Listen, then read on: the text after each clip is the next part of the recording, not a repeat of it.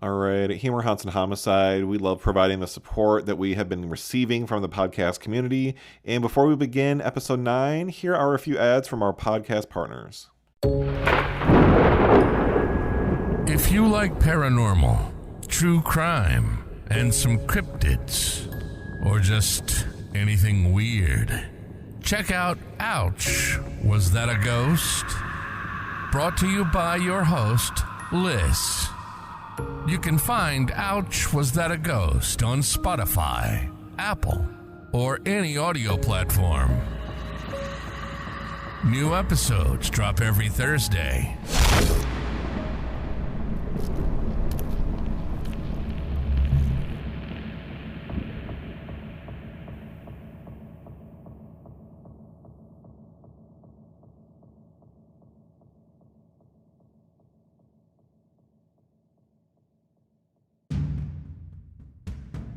What's going on? This is John Olson, and I am the host of Scalarius. Scalarius is your new favorite paranormal and comedy podcast. At Scalarius, we talk to comedians about paranormal experiences they've had while on the road, whether it was in a hotel they were staying in, a bar, club, or theater they were performing in, or maybe it was just a story they were dying to tell. Either way, Scalarius is the podcast that you need to hear. You can find Scalarius anywhere there's podcasts, but specifically right here on Spotify. Humor, Haunts, and Homicide.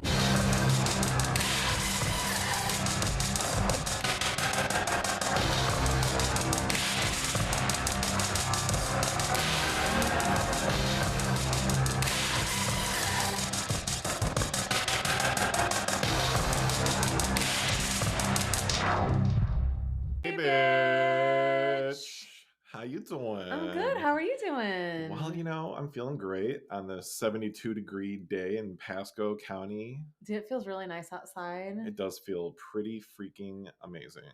I love it. I love you. You're welcome. I love you more. Oh my god, thanks. So we're not hating each other today. That's nice. It's something new. Just give me give us a minute. Oh shit. Oh wow. So what do you got going on? Well, I am really excited that The Masked Singer is back. Hell yeah. How do you feel about Rita Ora? I like her a lot. Yeah, I like her a lot. I mean, I do miss Nicole. I mean, I think it's mainly just because that's what I'm used to. But I don't. The Masked Singer is my favorite show on television. Of all time? Well, no. Oh, no. Just right now. Yeah, not of all time. Breaking Bad is of all time. But oh wow, I've never watched that show. I know. We're not going to get into that okay, right now, but you're going to watch you'll that. Spank me later. Got it. But yes, The Masked Singer. It makes me happy. It's exciting. It's fun to guess who it. I don't know. I love to see the new masks. Everything about it. I'm obsessed with it. So. Who do you tend to gravitate more toward their choices? For me, I would say it's probably Jenny, or it was Nicole. Yeah, Jenny and Nicole for sure. Ken is just dumb, but he's in the best way. He's so good, hysterical. Oh man! But every once in a while he'll get a couple right. He does, because he throws out the most ridiculous ones, and then the next episode somehow. And Robin Thicke, nothing against him, but why is he there? He doesn't really add anything to the show. Yeah, he's good looking and stuff, but. Nothing really past that. He's my least favorite of the panel, but right. Yeah, he doesn't. I don't mind him. But, yeah, good for him though for getting that check and that coin. Also, yes. I finished my book, the Stephen King book. Oh, the one that you're finally allowed to tell me about? Yes. Okay, so spill. So again, in case anybody forgot, I'm gonna recap. It's called 11/22/63, and it's about this guy. It's set in 2011. And basically this guy travels back in time it starts off into the year 1958, but basically his goal is to stop the Kennedy assassination. Yes, I do my research. Okay. So, it never got remember you were asking if it was horror filled. It never got horror. It was definitely more sci-fi time traveling. I love that. Okay. But I really, really enjoyed it. All right. The ending was It ended really great, but it was a bittersweet ending. I don't want to give things away, obviously, but Was it like a spoiler where it could continue to another realm of a book or something? I don't think so. No, like I a don't one think and so. done. Yeah, I mean, I guess it's possible, but All right. I would just definitely say one and done. But I highly, highly recommend it. I read listened to it on Audible, Okay. which is really the way I'm getting my books now, because I just know for whatever reason I do not have the discipline to sit down with a book anymore. I just don't do it. But if I'm driving to work, I have a long commute, I can listen to books that way. So There is a podcast, and I'm gonna have to research it because I don't remember the name of it. But it was by Stephen King, and it was a short story. oh, But it was about a guy. And I'll try to do my best without giving any spoilers away. It was a guy who was a news journalist, and he comes in contact with a case that he gets very close to, and he ends up having some feelings about this case that are very, I guess we can say, they coincide with reality for him. okay. So he gets very invested in the case, which is almost too deep. And from there, a mystery ensues, and he tries to solve it, and some shit happens, and maybe there's a surprise twist at the end, maybe not. I don't know. Oh, So, okay. I think it's great. It was like 13 episodes, and they're about an hour, I'm gonna have to maybe check that out. and it's so good. Because I actually there was a specific story that I wanted to find on Audible, which was Rose Red. Oh my god, I Which love Rose was Red. weird. Coincidentally, you brought that up yesterday. When we were visiting the May We Stringer house. We did visit that. We'll get there in a minute. Yeah, that'll be. But that wasn't on Audible. But there's a lot of Stephen King stories, so I'm thinking about downloading another one of his books. But I did start a new book. Oh. And it's called Signs, and it's by you know what? I should have written this Is it down. based on the movie, or is it totally different? No. Oh. It's totally different. I'll have to get back to you about the author, but basically it's about signs from the other side. Oh. So it's narrated by the author. She's a psychic medium, and she basically talks about how, like, when your loved ones cross over, that they never actually like really go anywhere. They don't leave you. Like, they're always around, and they send you signs. So she really like goes into a lot of things, but I don't know. I'm really enjoying it. She basically says too, I mean, you can ask your loved ones to send you specific signs, and I mean, like, if you're like in tune enough to them, like, you'll see them. I'm very, very much enjoying this book. It kind of mixes well with The Good Place a little bit, the show. I mean, like, because that makes me think of like what kind of happens beyond. Yeah. And a different version of that. I mean, for me, knowing that our loved ones are always around for one is kind of like invasion of my privacy. Well, it is. Yeah. So back the fuck up, relatives and ancestors. Love you, but shit. Don't look at me in the bathroom. Two, I think that's sad that they don't have somewhere else to go. If I had the rest of eternity to watch my people, and eventually all the people I loved and grew up with and cherished are no longer going to be on this earth. So we're all going to be watching everybody else. I don't know. So she goes into that. Okay. She says, she communicates with them. So she basically says that the place that they go to is the most beautiful. Like, they tell her it's the most beautiful place. There's nothing but love there. Like, they're happy, but that it shows that they're close, and that we will be reunited with all of our loved ones again. Good. On the other side. So, I mean, whether it be, like, some of the things she was saying that were common signs to get, are coins, feathers. What do you mean by coins? Like heads up, tails? Well, she just said coins in general. Okay. So coins, feathers, birds, cardinals specifically, ladybugs, dragonflies, butterflies. I mean, there's so many things. And there's even one story, I'll just tell one in particular, where this man's mother had died, and her favorite animal was a giraffe, which I completely identify with. Correct, you do. And then her favorite city was Paris. So he asked his mother very specifically to send him giraffes and Eiffel Towers. And he just said, like, giraffes and Eiffel Towers. So the medium said that she, like, a couple days later was like she was somewhere and she saw this picture on the wall that was a giraffe, and it was one of those kind of like, I think I might be wrong, but I think they're called like lenticular pictures or something, like when they change when you look at them and Like like, holographic almost? well, yes, but you know the ones that they change as you walk past it. But she said the giraffe morphed into an Eiffel Tower. That's crazy. And then so she like texted him right away and was like, "Oh my gosh, like your mom is definitely blah blah blah." And then he started seeing giraffes and Eiffel Towers together like all the time. So supposedly you can get real specific with them, and I'm gonna start testing it out. So, Crazy. yeah, but I'm so far enjoying it very very much. So yeah. That's awesome. And especially, and for those of you, please don't judge us. I hope you don't think we're crazy. So I think and Renee and I talked about this, we think there is the ability to have an intuition and not see the future in the way psychics are portrayed in media, but in the way that everything is a sign and it comes from somewhere and you recognize it and you have an intuition about it. And those things that are put out in universes, whether it be decisions or actions that happen, are all because of a greater plan. Whether that be what you believe in, whether that be Jesus, whether that be something, anything. Right. I think that having the ability to be aware of it is not a power, but it's an intuition. And I think we all have the ability. But, you know, some people just tap into it more than others, I think. It's creepy. You know, like some people maybe are just more receptive. It's creepy. You know, but and I will tell a story, and this is a little sensitive to our family that hears this. So if you hear this, you know, I've told some of you, but I do apologize. When my brother-in-law passed away, right before, it was probably like 3 weeks before, I had messaged him on Facebook Messenger because I had been driving to work and I had a truck in front of me and it had an emblem on the back of an American flag, which my brother-in-law did at the time. And I thought it was him. So I messaged him and said, "Hey, are you in front of me?" And he said, "No, haha, I see why you thought that, but the emblem's on a different part of the truck." And I said, "Oh, okay, that's crazy." And that was around 8:30 in the morning. I think it was like a Tuesday or something. And well, it was a couple weeks later, and sometimes you just get that weird sense of deja vu.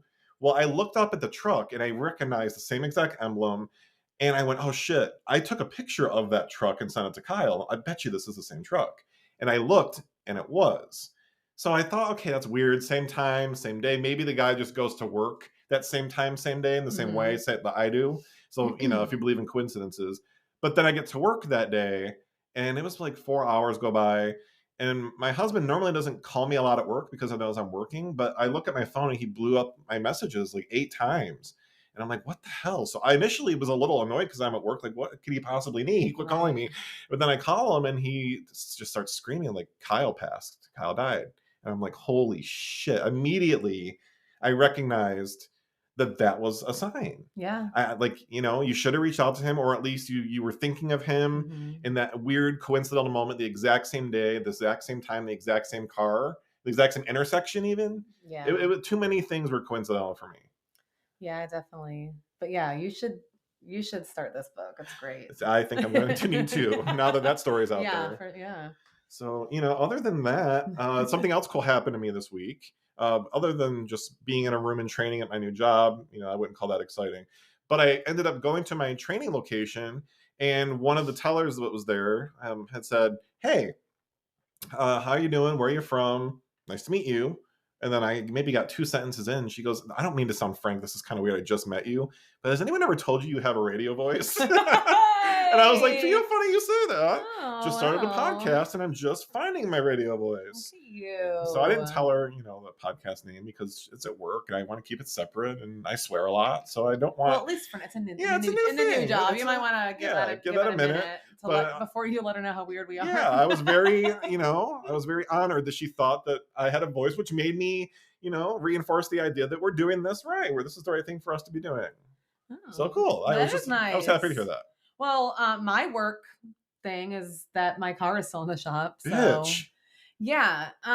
Well, what had happened is they went to like put the last parts on my vehicle, which were like these fog light bezel things, and they had a 2 boxes, a right hand and a left hand, and the technician takes the parts out of the box, and it was 2 right hands. Oh, so, that's great. Yeah, so someone doesn't know how to put a left in a left box. How So convenient. poor little Betty is still in the shop. I'm hoping we'll get her back tomorrow. Oh, Fingers Black crossed. Betty. Oh, Black Betty. Sorry, I had Okay, to. mhm. That's it. Yeah, that's all you get. Okay. It's just a little snippet for I you. mean, speaking of singing, though, speaking of singing, yes. Beyonce's coming out with a new album on Friday. Oh, March yes. 29th, Cowboy Carter. Act number 2, bitches. I'm excited. I'm so excited. I don't even like country, but I'm excited for Beyonce We're music. excited for new Beyonce. And she said, quote, "This is not a country album. This is a It's Beyonce album. So we're gonna take it. We're gonna Thank take you, it. Queen Bee. That's right. Cowboy Carter. Amen. Amen. Speaking of singing, though, I don't know what you guys do for all you fellow podcast hosts out there. If you have a ritual, I feel like even artists, even people that perform in front of thousands and hundreds of thousands There's always of people, a pre-show ritual. They have a pre-thing. Renee, what would you say the our ritual is? Singing duets into our microphones. Yes, I ended up getting Renee a Christmas gift that she has to leave at our house. I'm not allowed to have it. She really. is, but she can have it anytime she wants at our house. It's a dual set of karaoke microphones that you can have the voice changing capability with, and you can amplify the echo. You can even Bluetooth. Apparently, we found out that our Alexa, we don't want her to get all nosy right now. Yeah, she will. She even chimes through the microphone like today. That was kind of creepy. Yeah. So the good news is that I have one in my car already. You do. So it's okay that this one has to stay at your house. But we sing duets together, and I don't think our current favorite is "Run" by Taylor Swift and Ed Sheeran. Yeah, and I don't know if you guys can guess. I play the Ed Sheeran part. Because, I will say that the other night we sang "It's Your Love" by Tim McGraw and We Faith fucking Hill. nailed it. It went fucking God, we nailed it. bomb. We should go on The Voice. Or maybe The Masked Singer. No, we're not celebrities yet. No. We should at least do karaoke. Yes, we should at least. At least some local karaoke. Maybe we should start small. Yeah, let's start there. I need to be really drunk. Which, I even thought, how would you guys feel if we did a little drunk-episode one day? Drunk-episode? And just got really drunk before the episode at our home, not driving. Maybe we get you an Uber because you're 5 minutes away from us.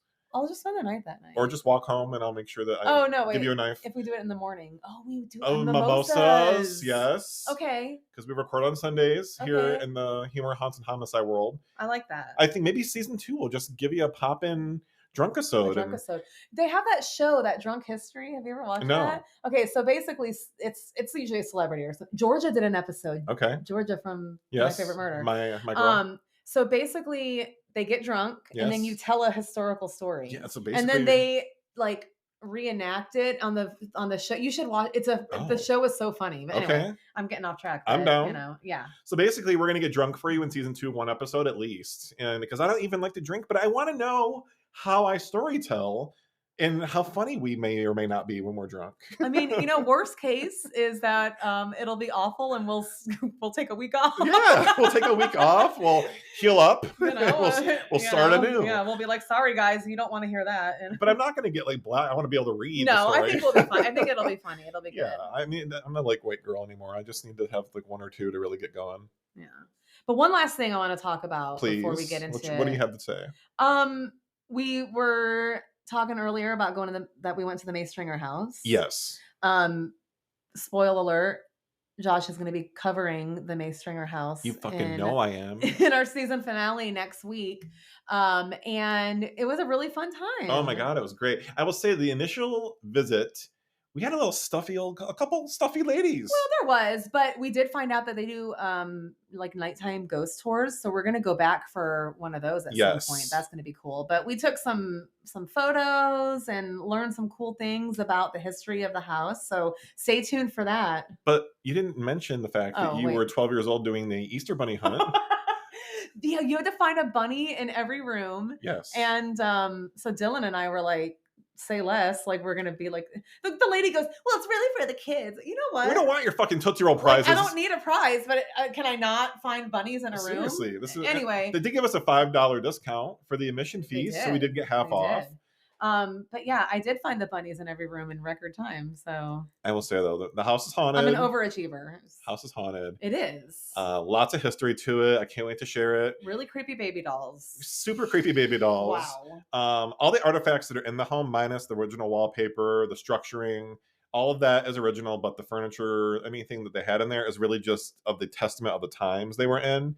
Yeah. And some of the things like the doctor, May Stringer, or Dr. Stringer, excuse me. Yeah. He had his own office in the house he had. They had some really cool antique and creepy fucking shit. Like the baby incubator. Oh my God. Incubator. I don't like from the 40s. Oh, or something, and you know I got 20, pictures. Whatever it was. It was cool. They weren't allowing us to take video in there, and trust me, I was ready. I had this 4-foot tripod ready to go because he looked like a lunatic. I was ready to give you the footage of your life, listeners. Yeah, but they didn't want to let us do and that, you know what? So. The weird thing is when I asked Stuffy Karen in the beginning, I said, hey, can I take video or footage? We have a podcast, and I already done a story. I'm planning on launching it, and I want to put the face to the name and really get a good experience for the listeners out there. People to visit the house. And have a whole experience. I'm like, we're here. We're just paid you money. Like, we give you our money. It's our experience. Anyway, but Miranda Lambert. Shit, get the fuck off my back, bitch. It was a great time though. God, aside from making country music. Well, fuck you. God, you know what else I think we need to do though? I think we need to get right into the frigid read. Yeah, it's your turn this week. Oh, it is. Okay. Yeah. Well, this one is called "What Type of Queen Are You?" A quiz. Okay. All right. All right. 1. Among gigolos, you are most likely to A, crack a joke about your best friend's bra, B, sit up straight and hope someone notices your ex-therapist, C, tell the men you are spitting at to back off already. Oh, wait. So spitting it's a at quiz. you. So it's a quiz. Yes. Oh, so which one am I most likely to Yes. do? Crack a joke about my best friend's bra. Okay. Good choice. Okay. Because I also think that telling the men you're spitting on to back off already is maybe, yeah. Okay, well, that's your answer. Yes. Okay. Number 2, you've only got 10 minutes till showtime. What do? A, text your friend a picture of your glutamus maximus nails. B, stand in the corner jokingly so your panties don't wrinkle. Or C, throw back a glass of splooge because you know you look sickening.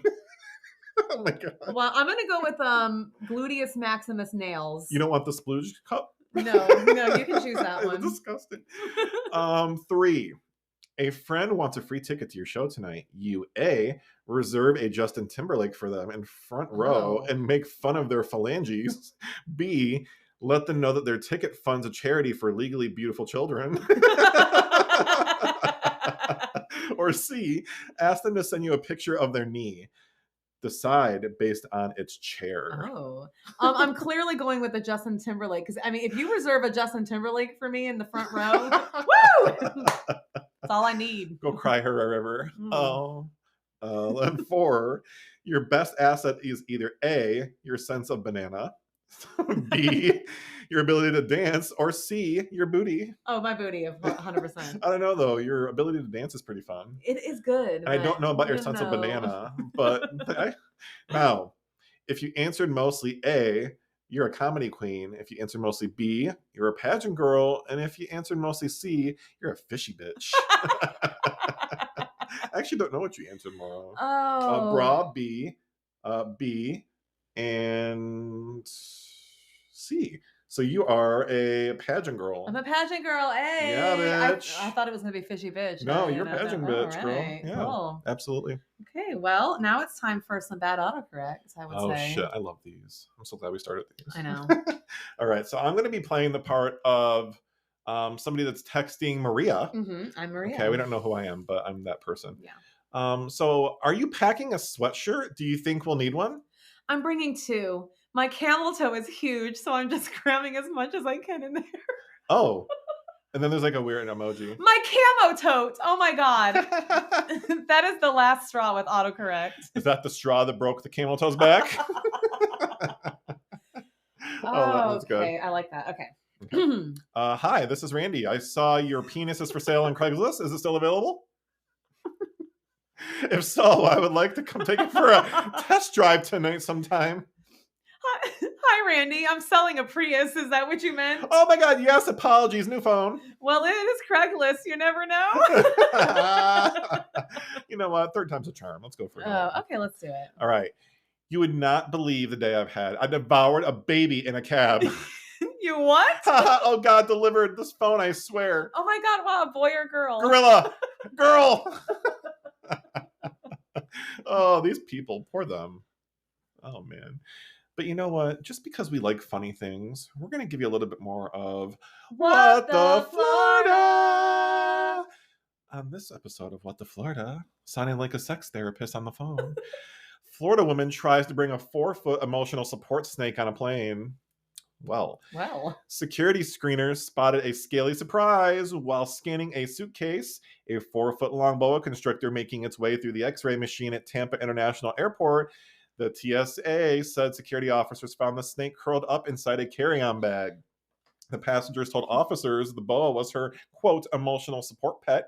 A TSA spokesperson said the agency checked with her airline, who confirmed the snake would not be allowed on the plane while loose inside a suitcase. I would say probably not. Yes, probably not. Wow. Let's see. Oh, the next one. Here we go. We're going to call her Polly Pocket.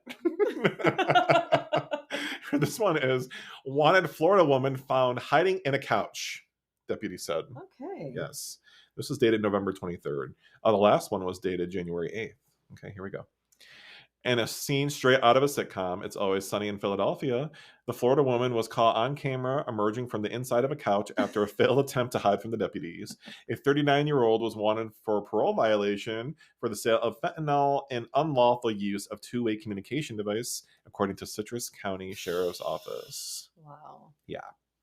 And we're on third time's a charm. So let's do it. Let's do it. One more. It's huge. Florida man finds iguana hiding in his toilet. Well, of course he does. Yes. Nightmare fuel. A Florida man discovered an unwelcome guest in his home after an invasive iguana decided to hide out in his toilet. Quote, I don't know if it was just looking for a spa day or what, but it's huge, he said. I don't know how it got there.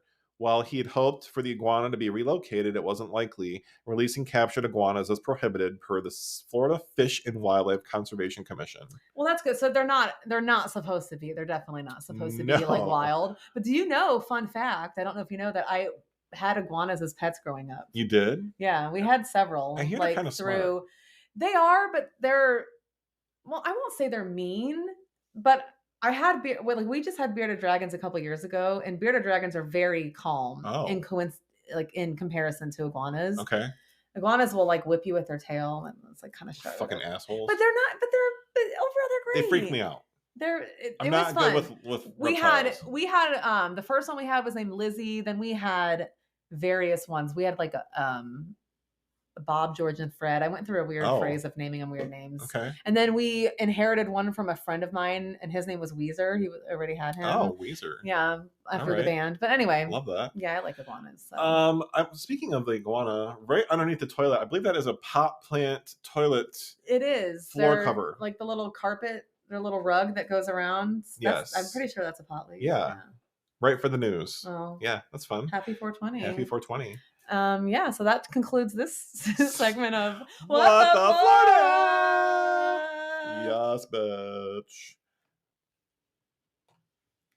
20. All right, Josh, you are up. What story are we going to hear this week? I'm on a Florida trend. Okay. Because, we did the St. Augustine Lighthouse last week. This week, we're going to be doing the Don Cesar Hotel, the Pink Palace itself. Pretty close to us. And then next episode, we're going to be doing the Maystringer, which is also right by us. Yes. So Florida's got a lot of great, rich, haunted history. And I love starting local and kind of branching out, even though I've already started branching out. So, we can do what we want. Yeah, it's our show. So here we are. Like I mentioned, this one is called the Don Cesar Hotel. It is known as the Pink Palace. And I'm going to go ahead and begin telling you all about the haunted tales here. All right, let's go. It's actually quite a sad, melancholy love story. So, it's not just a typical murder-esque thing going on. So we'll get there. But the glistening Gulf of Mexico coastline offers some of the best beach views and experiences that you'll find anywhere if you're looking for a vacation. The Pinellas County beach line is home to some of the wealthiest and classiest properties in the state of Florida. Standing tall and proud against the sparkling waters of Gulf of Mexico is a hotel so grand and luxurious that it has been given the name the Pink Palace. The Don Cesar is tucked away in the small town of St. Pete Beach. Beyond its lavish exterior and opulent guest rooms, the Don Cesar holds stories of emotions so dark that it's bound to leave you with some goosebumps. As I usually do, I'm going to let this whole story dive right into the history of the gorgeous tragedy that is this hotel. All right. So in 1924, a successful real estate scion and hopeless romantic Thomas Rowe purchased roughly 80 acres of land in the heart of St. Petersburg, Florida for $100,000. Now, at this time, that is roughly, and when I say roughly, it's exact to the penny, because that's what I do, 1,818,707. I said that all wrong. I butchered that. No, you did. Did I start that right? Okay. You were doing it right. $1,818,771.93. Boom. In today's value. He initially had a dream of, quote, pink castle design, and he had hired architect Henry DuPont to design the hotel on the newly purchased huge amounts of land. Now, you don't just get Florida land like that, especially now, and especially for that cheap. Back then, it was almost $2 million, but you can't even find that land now for that price. So, to ensure that the safety of the building's integrity was upheld, it was caused normally by beach erosion if you were going to have a hotel there, but the architect created a floating concrete pad and a pyramid-style footing, which even now to this day has had no evidence that the hotels actually had any structural issues, which is absolutely remarkable based on the location of the hotel on the beach. Let's see. While the hotel is known for its opulence and luxuriousness, its inspiration for its design is born from a melancholy love story. Thomas Rowe was married to a woman named Mary Rowe, but their marriage was extremely strained. And in fact, they were separated for many years and they lived across the country in different parts of the United States up until his eventual death. She didn't even take care of him at the death. So she was actually not known to be a great wife. In the sense of, like, yes, they were separated, they were still married, but if you knew that your husband was ill eventually, you'd still want to take care of them. But I'll get to there in a second.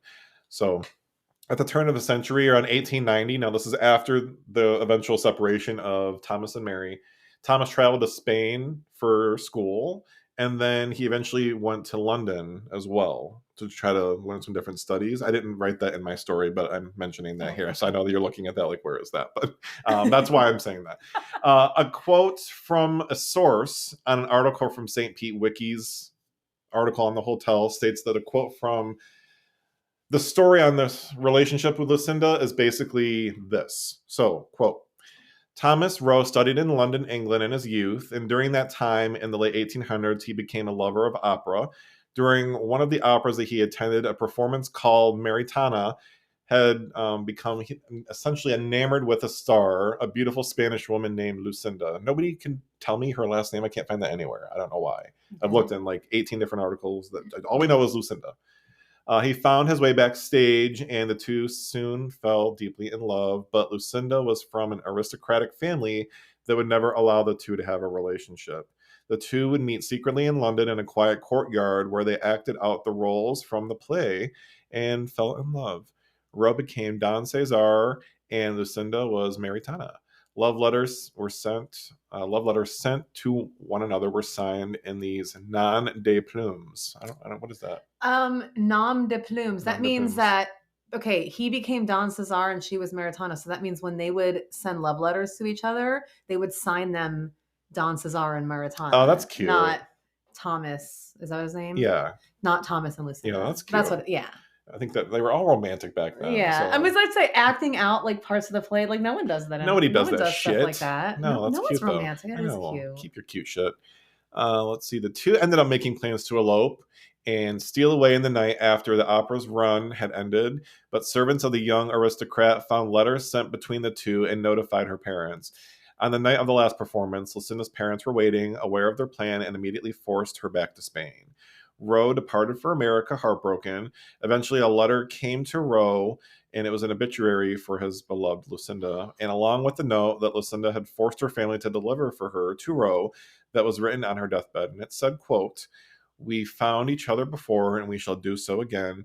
This life is intermediate. I leave it without regret and travel to a place where the swing of the pendulum does not bring pain. Time is infinite. I will wait for you by our fountain to share our timeless love. Our destiny is time, forever, Maritana." I know. That gives me goosebumps. Why? Okay. Back in the day it was weird. Yeah, people were fucking Like, awful. why can't people who love each other just be together? Because you had to have arranged marriages. That's It's just so dumb. I hate stupid. it. Or you had to be what society wanted you to be, or else it didn't work. I hate it. I know.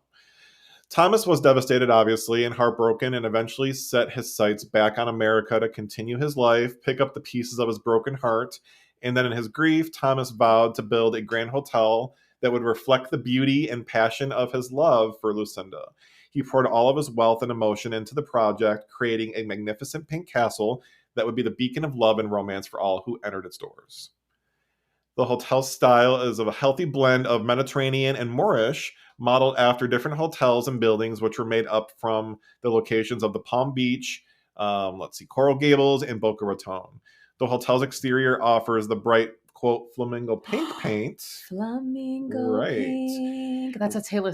Oh, it's from Taylor. Of course, Swift. you'd find a way to integrate that. I will, thank you. Yes. It also had red clay roofing tiles, arched openings, several balconies, and other lavish tropical-inspired features. A fun and romantic fact is that the lobby courtyard and the fountain at the Don Cesar are said to be an exact replica of where the lovers met in London. I know. I love that. I know. These features include 277 luxurious restrooms. Restrooms. Hello. And suites. Some include private terraces overlooking the Gulf of Mexico. There are 7 miles of sandy white beaches to look at, 2 beachfront pools, a full-service spa, award-winning seafood restaurant inside, if you're into that, which is voted top 10 in the U.S., 2 bars, 1 in the lobby and 1 on the beachfront, a 24-hour fitness center, a 24-hour room service, kids' different programs, children's camp. It's pet friendly. It has free Wi-Fi all throughout the hotel. Oh, and let's not forget, ghosts come free with every stay. Okay, so let's go there. Let's go there. But first, we're going to talk a little bit about who went there. So before we go. Yes. Okay. Yes. We should continue the podcast. We should. My bad. Yeah. Sorry. You're like, let's go right now. Let's go immediately. Let's actually stop the recording and let's do that, please. We're also only like 40 minutes away from there. So we're going to go ahead and do that at $458 a night on a Thursday night. Yeah, I looked it up because I wanted to go. Wow. Okay. Yeah. Okay, and for our anniversary in October, it's fucking $569 for a one-night stay. Okay. So we got to start saving now. Wow. Yeah. But if we split that in half, it's not, I mean, it's bad, but it's not. It wouldn't be the worst. Right. I mean, and a third even, because there's 3 of us. We'll think about that. We'll think about that. But back to the story. Thank you. Yeah. On a beautiful Florida winter day, and it was January 16th, 1928, the Don Cesar Hotel had launched an extravagant party to launch the grand opening, which had all of Tampa's elite in attendance. The hotel quickly became a favorite partying spot for the rich and the famous during the, quote, jazz age. Celebrities such as F. Scott Fitzgerald, Clarence Darrow, Al Capone, Lou Gehrig, Franklin D. Roosevelt, Gerla Ford. Is it Gerla or Gerla? Gerla? I'm going Gerla. Okay. Jimmy Carter, George H.W. Bush, Bill Clinton, George W. Bush, and Barack Obama have all made visits to the Pink Palace. Right. So it is very well known. The hotel continued to attract the rich and the famous, even through rough times such as the Great Depression. It's also said that Florida actually had the effects of the Great Depression 3 years sooner than it actually took place because of all the real estate that Florida was booming. Okay, right. So and the people that live here had stated that was more of a local hard hit for them. Mm. Yes. While the hotel was able to make it through the Great Depression without hindering its business operations, the hotel hit the Great Depression of its own on May 2nd, 1940. And on this day, owner and founder Thomas Rowe passed away in the lobby of the hotel from a sudden heart attack, and he refused to go to the hospital and then eventually died from the heart attack 3 days later on May 5th, 1940. Now, one thing I forgot to mention about the Great Depression and how they were able to sustain business through there was they actually had a contract through the New York Yankees team that allowed them to come and basically house their people to be able to train here. Oh, okay. Which is something that allowed them to keep constant business throughout the off seasons for 3 years in a row. Okay. Yes. Now, due to the fact that Thomas did not have a drawn-up will upon his death, Rose's estranged wife, Mary, eventually inherits the hotel. So she comes, I believe it was New York, from what I read. And she essentially let the hotel go into complete despair within a year, and it closed later in 1941. So she didn't give a shit about it. She didn't give a shit about him when he was dying. and said, look, I mean, he died of a heart attack. He died of a heart attack, but he had health complications prior. Oh, okay. So it was known that he was falling ill, but he suddenly died of the heart attack, and they didn't know when that was. I see. Yeah. Okay. So that's basically what happened there. So she took the money.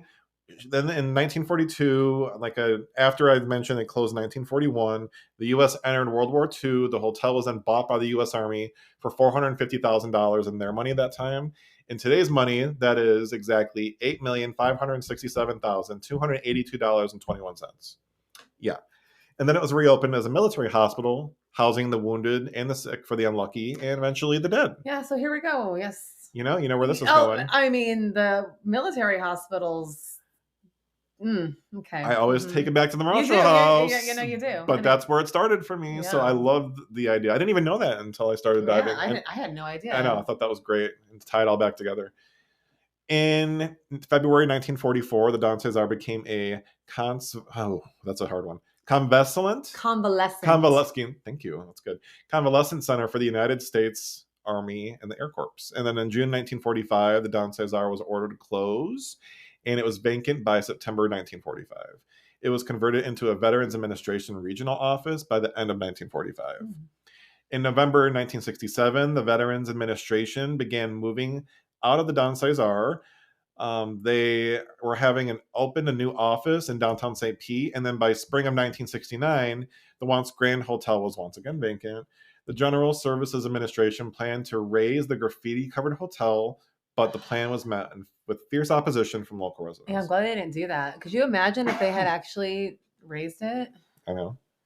In March 1972, the Don Cesar was sold to C.L. Pyatt and William Bowman Jr., a franchise owner of Holiday Inn, and gone through multiple renovations from the years 1985 to 2001. It has been updated. There have been added rooms to the hotel, including a 4,000 square foot spa, a signature restaurant, a second outdoor swimming pool.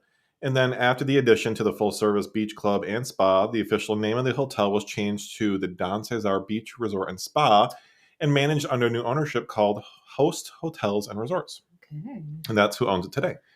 The Don Cesar was named to the National Register of Historic Places in 1975 and became a founding member of the National Trust Historic Hotels of America in 1989. There's an extra little fun fact for you. As the years. What were you going to say? 1989 is a Taylor Swift album. Oh my God. I thought you were going to tell me I messed up something. No, I'm doing it just to fuck with you now. Okay. Of course you are. You get joy out of my pain. It's fine. As the years went by, the Don Cesar saw many owners come and go and have different changes to the business. But the one thing that was constant was the ghosts of the past were never truly laid to rest. Guests of the hotel have reported strange occurrences and sightings of ghostly figures roaming throughout the halls. Some have claimed to have heard faint whispers and laughter in the dead of the night, believed to be the ghosts of long-gone party-goers of the Don Cesar, or the guests of the famous people that still want to party there, reunited for some afterlife siestas in the heart of paradise. Oh, wouldn't that be the way to do it, though? An afterlife siesta? Absolutely. Hell yeah, if you're going to go, have your friends there. Let's fucking party at paradise, bitch. The most famous of the ghost residents of Don Cesar was said to be none other than Thomas and Lucinda themselves. Of course. Guests have reported seeing a beautiful young woman dressed in a flowing white dress, of course believed to be Lucinda, walking along the shore in the halls of the hotel. Some have even claimed to have felt a gentle touch on their shoulder, only to turn around and find nobody there. Some have even claimed to see them walking hand in hand from the hotel straight into the ocean together. How creepy would that be? You see two... No, don't go. Oh, you're just ghosts. No big deal. You're not going to die in the water. You're already dead. Let's see. Another creepy sighting of our two lovebirds comes from a guest who stayed at the hotel. The guest described a surprisingly heartwarming encounter with spirits of Lucinda and Thomas Rowe. According to his story, the man was staying at the Don Cesar that summer after his wife's passing. The pair had spent their honeymoon at the extravagant resort after its reopening in 1970, and had stayed there every summer since as a tradition to their anniversary. Oh. I know. This year marked his first summer being apart from his beloved wife of her passing. And he says that she still would have wanted him to go. So he told his children that he was going to pack his bags and go to the beach. Of course, he missed his wife terribly and wanted to continue the special tradition in her memory. So just as the sun dipped over the ocean, the man checked into the spacious suite that he normally shared with his beloved wife looking over the water. He put on his bags Then he put them down to the beach. He changed into his bathing suit, eager to hit it. And then he reached the water. He was annoyed to find that it was packed with young people, and he kind of like grumbled to himself. The man eventually made his way to the shoreline. As he had begun walking, he noticed an older couple ahead of him. They had walked half in the sand and half in the water. The gentleman wore a white hat and a white Panama suit with his pants rolled up. And the lady wore a beautiful pink caftan dress, and it was over her bathing suit. The couple had a stately, almost regal air about them, and it seemed almost as if their feet didn't even touch the earth as they were walking. Because they probably didn't. Yeah. At second glance, their feet were in fact not touching the earth at all. The man gasped softly to himself, and the couple had made their way down the beach. Their bodies ended up hovering ever so slightly over the ground, leaving no footprints behind them in the sand as he had walked right past them, where they had been walking. The man could hardly believe his eyes. He had looked wildly up and down the beach for someone else to confirm what he was seeing, like he wasn't crazy, but he had realized that nobody else could see anything. So he'd wandered down almost an abandoned stretch of sand and could find no other witnesses. And by the time that the man had turned his attention back to the couple, they both vanished. Yeah. Of course they did. Yes. Another one, and this is one that I don't know for sure if this is true because I've only found one source that had stated this, and I looked pretty intently for different other sources just to validate it. But one particular incident that is known had been sparked widespread interest into the Don Cesar's haunted history. It was the disappearance of a young couple that had allegedly checked into the hotel for their honeymoon. Newlyweds John and Elizabeth had arrived at the Don Cesar filled with excitement and dreams of a happy future together. However, their stay at the hotel would have an eventual tragic ending. On a second night of their honeymoon, John and Elizabeth were seen having a heated argument in their room. Witnesses claimed to have seen Elizabeth running away from John, crying and screaming, and then the next morning, both John and Elizabeth had disappeared without a trace. Now, I don't know if that means that they left and nobody knew why, or if they knew that they weren't supposed to not be there and didn't check out. I don't know. Right, okay. Can't validate it, but that was just the story that I had read. Other accounts are that the whole staff, what did I just say? The whole staff. The whole staff. I meant the hotel staff. I guess it could be the whole staff. It was close. Searched every corner of the Don Cesar, but there was no sign of the missing couple. Some believe that they had run away together, while others had speculated that one of them had accidentally fallen into the angry waters of the Gulf. But as time went by, the mystery of John and Elizabeth's disappearance remained unsolved. So, again, nobody really knows. Years later, a renovation uncovered a hidden room on the 4th floor of the hotel, a room that was never on any blueprint plans. And inside, they found the remains of a young couple believed to be missing honeymooners, John and Elizabeth. Yeah. The discovery shook the entire town, and it sparked new theories about the Don Cesar's hauntings. Again, I can't find anything on this anywhere, and I think you would be able to find it in a news article. It could be a rumor. It could, who knows? But it's an interesting story nonetheless. Definitely. Rumors of the hotel being cursed and built on an ancient burial ground began to start spreading like wildfire. Some even claim that the ghosts of the Don Cesar were angry and seeking revenge for being disturbed by the renovations. The once beloved hotel now had a dark and ominous reputation, driving away potential guests and causing it to fall into despair at that time. But despite the dark history and eerie spirits that seemed to inhabit the Don Cesar, there were still those who were drawn to the mystique of the ambiance. Ghost hunters and paranormal enthusiasts had flocked to the hotel, hoping to capture proof of the supernatural occurrences. Many claimed to have had encounters of the ghost Lucinda Thomas and even other missing honeymooners. So, who knows? People, they get crazy. Maybe they feel like they see this stuff, or they do. But today, the Don Cesar still stands as a majestic and imposing figure on the coastline of Florida. This pink palace has stood the test of time, but its haunted past lives on within its walls. Whether it is the love story of Thomas and Lucinda or the tragic fate of John and Elizabeth, the history and hauntings of Don Cesar's I don't know what the fuck I just tried to say there, but I totally fucked that up. Continue to captivate and intrigue all who visit. If you see a man walking around in the hotel in an old-fashioned white summer suit, say hello to good old Tommy boy. The love-struck owner is still said to linger there, waiting for his love Lucinda to finally meet them at the fountain so they can have their eternal date in their afterlife. Aww, I know. Thomas and Lucinda. I know. However, beautiful, beautiful palace. The pictures are absolutely amazing.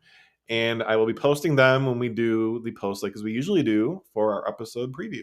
Great. That was a great story. I honestly didn't even know almost any of that. I know. And like anytime you go to St. Pete, you see the hotel. It's gorgeous. I've never actually been there, but I would love to. It's definitely flamboyant. I mean, can you go? I mean, you could go there without having to say that. We could just go. Yeah, you can go to the bar. Okay. We can go to the bar. We can just go and let's go. Let's check it out and see. Hey, can I go have a drink at this bar? Yeah, and then we're gonna be like, hey, and maybe Thomas will be sitting next to us while we're having a drink. And we were just in St. Pete last night. We could have fucking drove by and walked in there. Damn it. It was also 1 a.m. So yeah, maybe probably not a good idea. But yeah. Well, good. I loved it. Thank you so much. Okay. Well, today I'm going to be taking it back to like an older case. Okay. And be telling you about Albert Fish. Are we in another country? No. Oh. No, we're not. I am staying in the U.S. Okay. I know, it's different. All right. What's weird is that a lot of the dates that you were reading in your Don Cesar story are in line with dates, like the years in this story, which kind of was like weird. I don't know. So like some of it overlapped. I don't know. I liked it. We're talking about the same time period a little bit in a different state. A little bit. I mean, the Don Cesar actually obviously goes further, but Okay. All right. So, I'm excited. Yes. So Albert Fish was actually born Hamilton Howard Fish in Washington, D.C. on May 19th, 1870 to Randall Fish and Ellen Frances Howell. He was the youngest and had 3 older living siblings. And he had gotten Albert from one of his older siblings that had passed. Okay. So that's how he decided to take his name. Got it. His family had a long history of mental illness. At least 7 family members were diagnosed with some form of it. Oh. And by family members, I mean close family members, including his uncle, mother, and siblings. Right. Yeah. So it's definitely hereditary. Mm-hmm. His father was 43 years older than his mother and was 75 at the time of his birth. Wow. Yeah. Like Robert De Niro. Jesus. Robert De Niro is like 80 and he has a 10-month-old I can't even talk about it. Anyway, yeah, that's a whole other. I hate it. Yeah. Anyway, I'm sorry. I'm getting off track. Okay. On October 16th, 1875, he suffered a fatal heart attack. The father, not Granddaddy. The father did. Okay. Anyway. Yeah. Fish's mother put him into St. John's Orphanage in Washington, where he was frequently physically abused and subjected to sadistic acts of brutality. Yeah. Now he spent, like, just to give you an idea, it was like ages like 5 to 10 that he was here. However, he began to enjoy and get pleasure from the pain that the beatings brought at ages 5 to 10. So I'm assuming this was brought up in an interview or something later. So it's just, yes. Okay. So this is just not, it basically things aren't starting off really great for this guy. Mm-hmm. By 1880, his mother was able to secure a government job and removed him from the orphanage. He had almost no formal education and grew up learning to work more with his hands than his brains. In 1882, at age 12, he began a relationship with another young boy who introduced him to drinking urine and eating feces, which is the worst thing I've ever read. Okay. He started visiting public baths so that he could watch other boys undress and would spend most of his weekends there. I'm going to throw up. I'm assuming it doesn't get any better. It doesn't. Okay. No, it's not. I know your story. It's not really going to improve, no. Yeah. By 1890, when he was 20, Fish moved to New York City. While there, he engaged in male prostitution. He also began molesting and raping boys, most being less than 6 years old. What the fuck? It's terrible. Disgusting. He would lure them from their homes and torture them in various ways. In 1898, however, his mother was able to arrange a marriage for him with Anna Mary Hoffman. She was 9 years younger than him. They had 6 children together: Albert, Anna, Gertrude. I can't. Eugene, John, and Henry Fish. Gertrude. It's like the worst. For me, I don't know about you. It's like one of the worst names of all time. I agree. Because like the nickname, like Gertie. And Gertie is or Trudy. I guess maybe that's better. I don't mind Trudy. So yeah, I would definitely go with Trudy. But fucking Gertrude. Dude, it's not my favorite at all, for sure. Sorry. No, you're fine. In 1903, he was arrested for grand larceny, convicted, and sent to prison at Sing Sing, where he spent some time. Now, around 1910, when Fish was working in Wilmington, Delaware, he met a 19-year-old man named Thomas Bedden. They soon began a sadomasochistic relationship. Now, it's unclear whether or not Fish forced Bedden or if he was willing, but when he confessed, he implied that he may have been intellectually disabled. So you know, what kind of consent could he really have had? After 10 days, he took Thomas to an old farmhouse and tortured him for 2 weeks. He eventually tied him up and cut off half of his penis. Oh my God. I shall never forget his scream or the look he gave me, Fish later recalled. He had originally planned on killing Bedden, cutting up his body and bringing it home, but decided against that. Instead, he poured peroxide over the wound, wrapped it in a Vaseline-covered handkerchief, left a $10 bill, kissed him goodbye, and left. Are you... What? What? He never heard what became of him or even ever tried to find out. I'm shook. It's not bad. It's bad. It's bad all around. Now, in January of 1917, Fish's wife left him for the handyman who was staying with the family.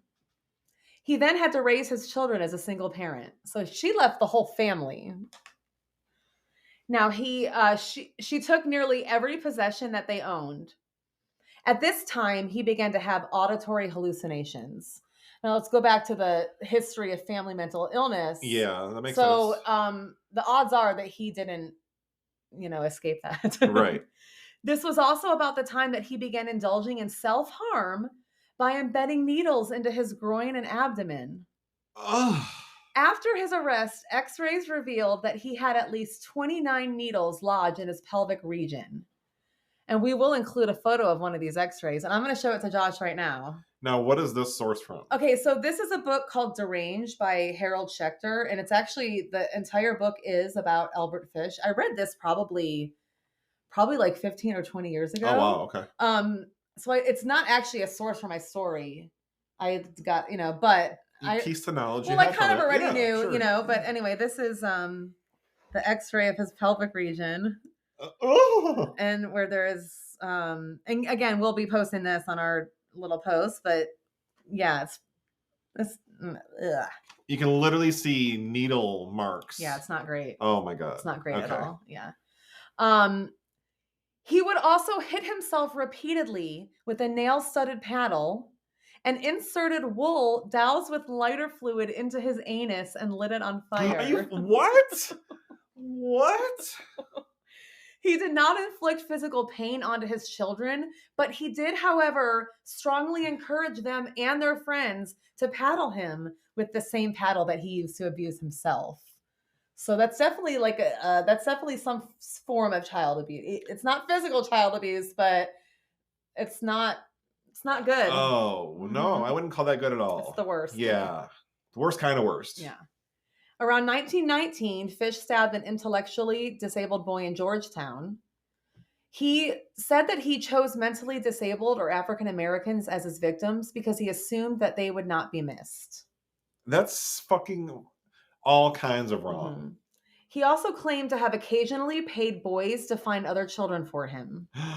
So, like a fucking disgusting murder recruiter? Yeah. Oh my God. He tortured, mutilated, and murdered young children with his implements of hell, which were a meat cleaver, butcher knife, and a small handsaw. He continued to do this for many years. Oh, I can't. Yeah. Now, on May 25th, 1928, Fish saw a classified ad that read, "Young man 18 wishes position in country. Edward Budd, 406 West 15th Street." On May 28th, Fish, who was then 58 years old, visited the Budd family in Manhattan under the pretense of hiring Edward.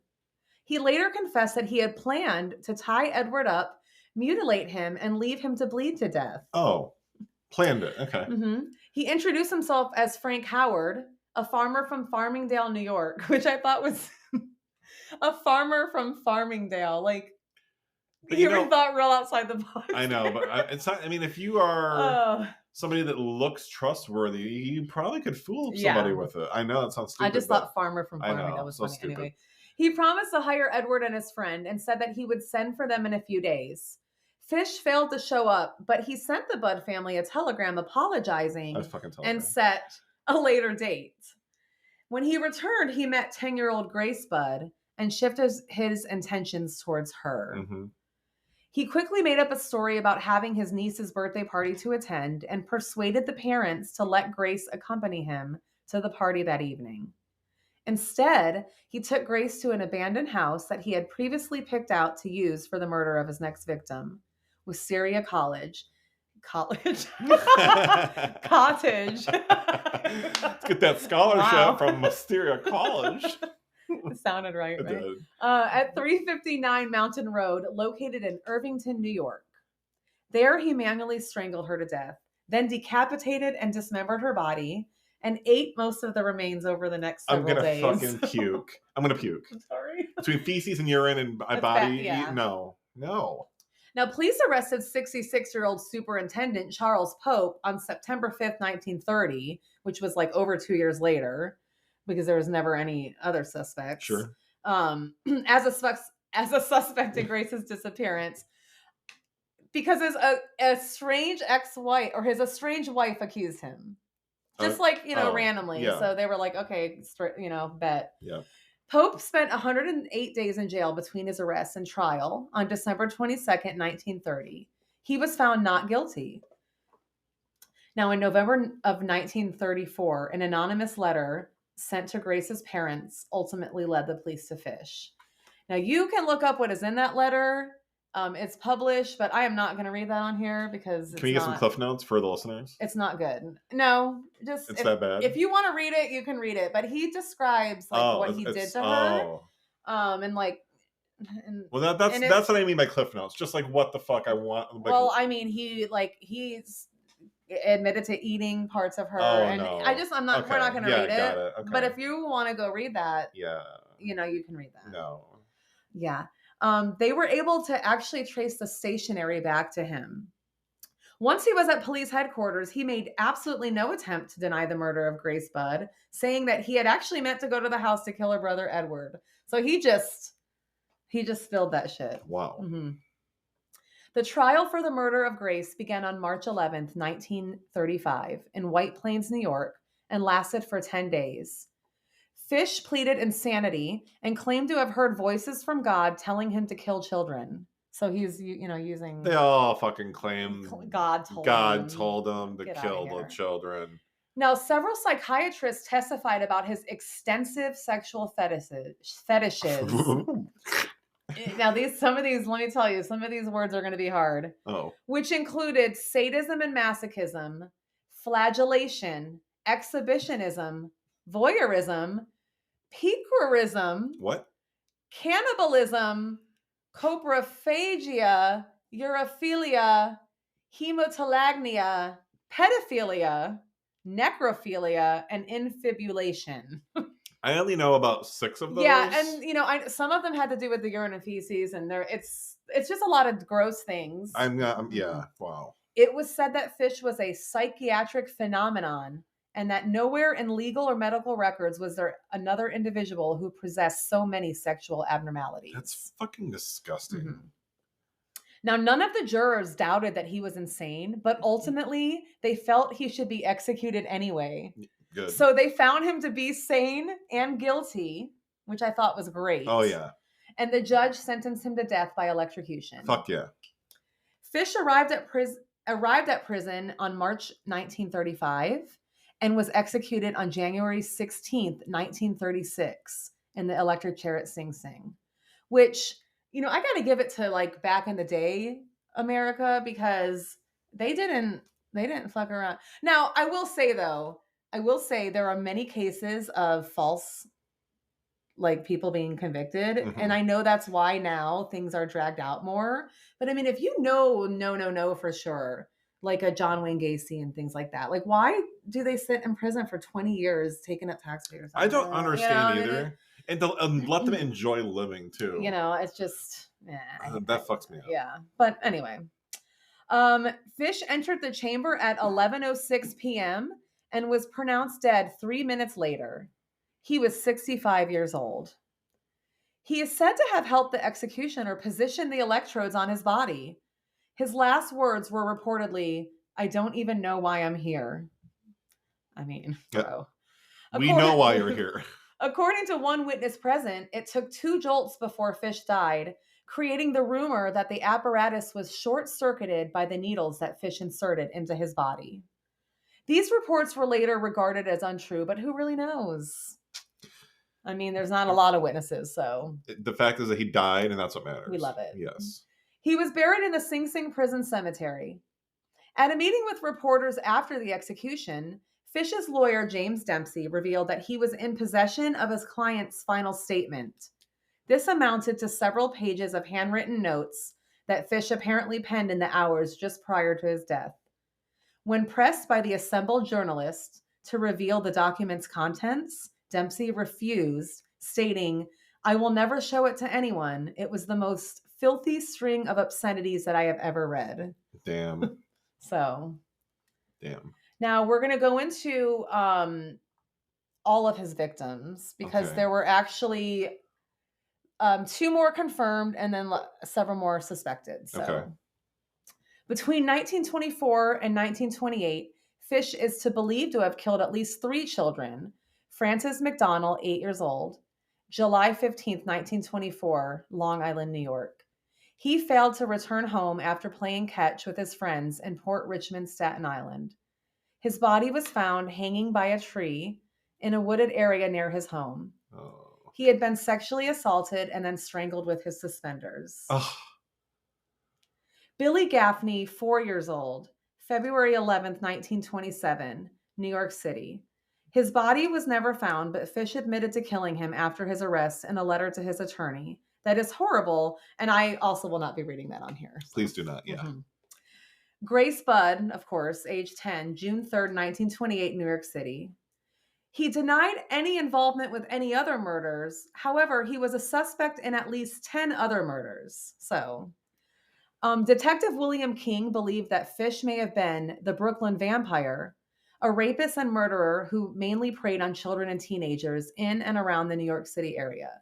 He is believed to have been in connection with Yetta Abramowitz, 12 years old, May 14th, 1927, and Mary Ellen O'Connor, age 16, February 15th, 1932.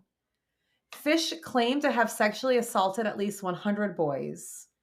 Additionally, he asserted that he had murdered a child in each of the 23 states in which he had lived, so he kind of said that as boasting, but he never confirmed this is what I did necessarily. Sure.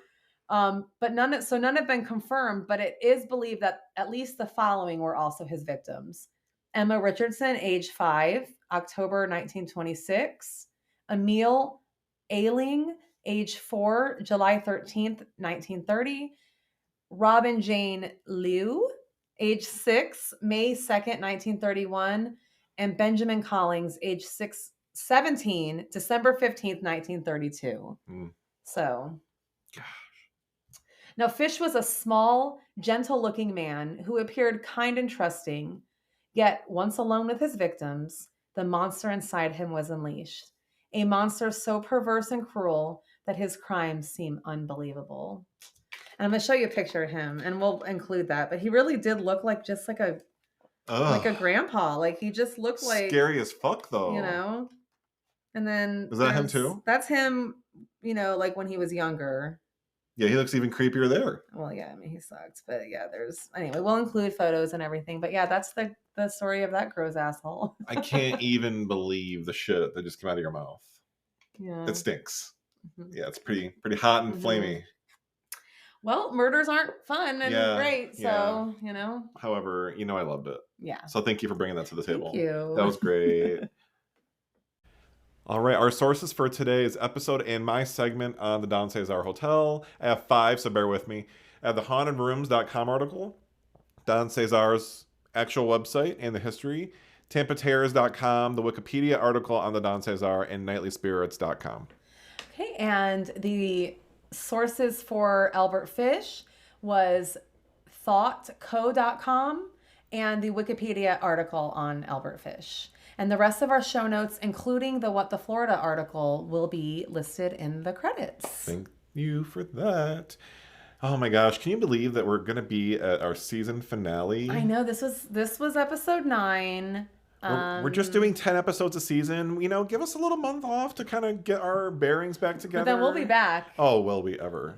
Better and bigger than ever. Better than ever. Now, we know that I'm going to be doing the May Stringer story. What are you going to be doing? I'm not going to tell you. It's a Why? secret. Okay, you enjoy letting us know little secrets and stuff. I like to keep my secrets. I'm terrible at surprises. You are the worst. I'm really bad. The worst. Do you want to talk about how bad it, you want to talk about it? No, we're ending quick? our show. We don't have time for that. We do. We have one. We can talk about one thing. Okay, fine. Okay, he got Dylan, like at least 2 big Christmas presents that Dylan knew about well fucking before Christmas. Well before Christmas. Especially the bag. He's the worst at surprise. Anyway, I love you. But I have really good fucking gifts. You do. So. But you know what? I am going to clue you in on one thing. Oh, what's that? Well, mystery never sleeps. Oh, you know what? Neither do we. Bye, bitch.